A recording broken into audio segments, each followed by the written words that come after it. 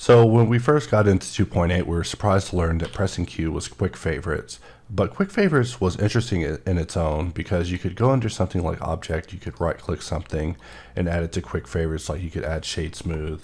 We could go over to the normals area and we could actually right click this and add this to quick favorites, say auto smooth toggle.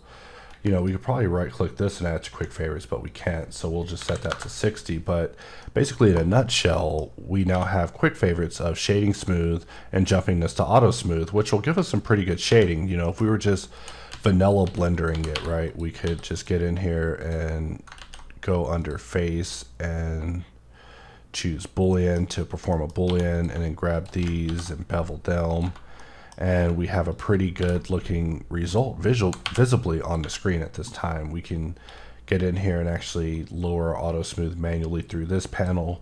So quick favorites is located under the Q menu, and so this is something that may cause new users something to question, but just know that hardops is what we consider our quick favorites. And so basically quick favorites is still here and you can still pile drive items into it.